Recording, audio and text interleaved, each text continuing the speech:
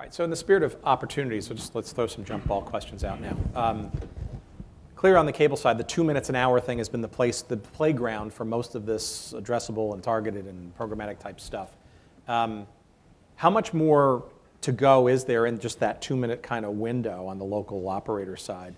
And frankly, how much more is there to come, if anything, beyond that 2 minutes, right? Which is that sort of theoretical, why is it just 2 minutes, why not the whole hour? Yeah. Jump ball, go ahead. I think we've only scratched the surface in terms of addressable and utilizing the 2 minutes, right?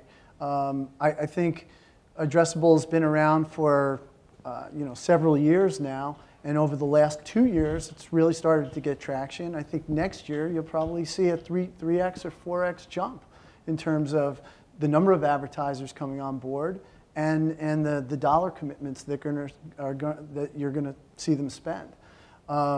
With that, I think that the results are there, and we're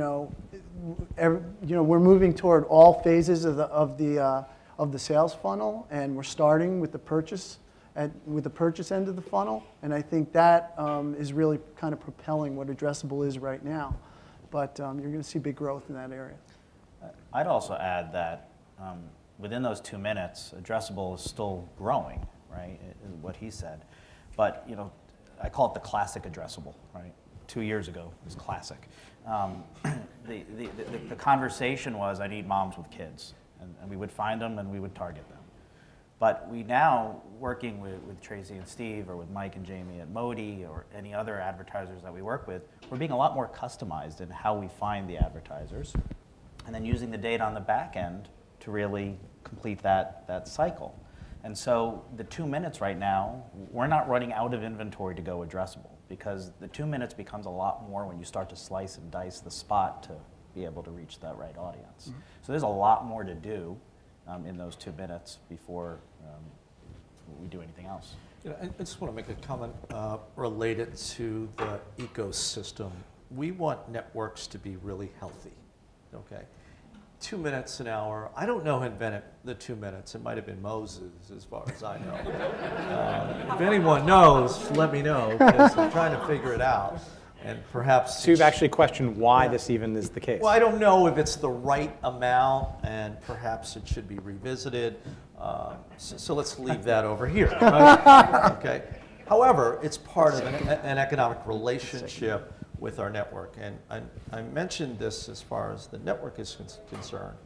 We monetize those 2 minutes, but we've proliferated, because not only are we monetizing the 2 minutes, we're adding technology and adding addressability. And we've got better intelligence on who watches those 2 minutes. And we can package it together in an addressable fashion and truly optimize against a target of a target of a target. And maybe that's modern addressable when you added attribution to the back end. I would say why it's interesting and the health is important, because as we sell the 2 minutes, we're also now getting access to their VOD inventory. Okay, and we're also getting access to IP, digital video inventory. And that's important, because all those components are part of the media mix that we want to just put together.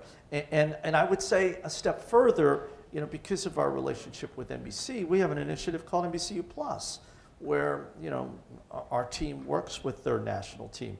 And we have found that we can bring the best of what local cable is, which is geo-targeting and perhaps better data, with the reach of network. So we can augment, complement, perhaps enhance what an advertiser wants to do with better intelligence. So I think, why I say the 2 minutes, I think it's funny here. I used to work at Media Journal. It's interesting. This was my first job as an AE.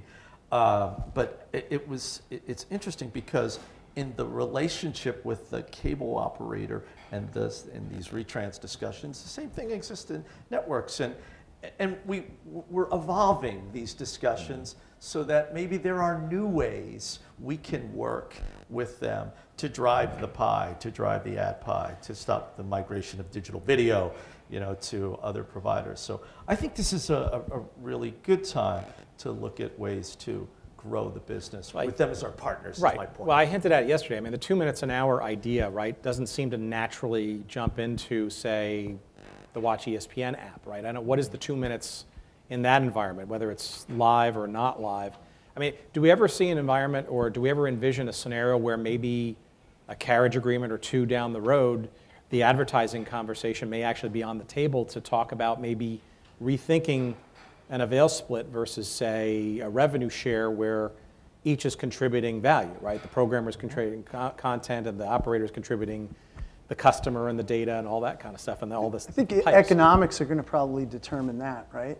So, if you look at, it's been on the table the same way for years, and whether it's Moses or whoever it was, I'd like to find that guy. But the reality is, It might have been Abraham, actually, but go the ahead. reality is with what we're doing in the addressable space right now, and our ability to target, our ability to use data, our ability to deliver our marketers' targets to them in a relevant, and to consumers in a relevant way is huge. And no one is better at it than the people that are on this panel right now. And we've been doing it. It's here. It's now.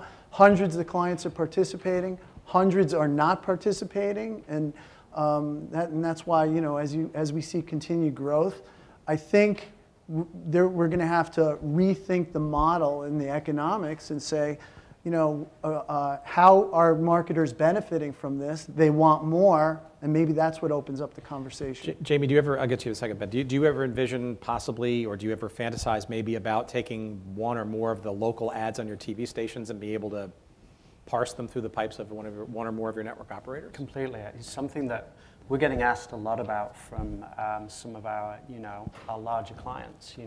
When you look at it as a vertical, we just released in our earnings statements this year, we were the highest growth out of all of the station groups in auto. We're doing like $250 million a year in auto at the local level. It's growing, and it's growing because we're offering new products and services year over year to keep, retain, and grow that ad dollar. And, for us, there's a lot of trust that goes with that spend. And I keep saying it seems very old-fashioned, but there's a lot of trust with it. And where we can partner with somebody who's got more technology, more reach, more scale, more data, that's the conversations that we're looking at right now that can certainly benefit. Anywhere we can drive scale into a market above and beyond what we can reach is valuable to us. And any further information we can give in terms of data, insights, behavior, is a partnership opportunity. So TV advertising is not dead then, right? No. There you go.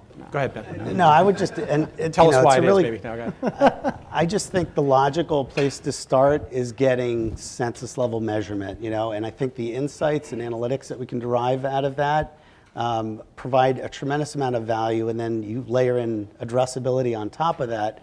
That adds, additional capability. But if we don't solve the measurement problem, we're only addressing a portion, of the pie. I mean, in our case, 25% of those 2 minutes an hour that we get were unmeasured up until the time that we rolled out census level measurement. So if you just run the multiple on that, you can see, the billions of dollars that are just sitting there that aren't, because, of the lack of measurement. Those are either zero cells or networks that are regional, that are too small to measure. In the case of the programmers, we have actually struck, upwards of 10 or so multi-year contracts with programmers to provide not just access to the data, but also analytics on top of that, so that we can do path analysis, so we can do things like what Kristen mentioned earlier, reassembling, IP-based consumption that they might be picking up through ESPN Go with linear viewing, and then literally match the records on a census level, so we're not modeling what that consumption is, we're counting.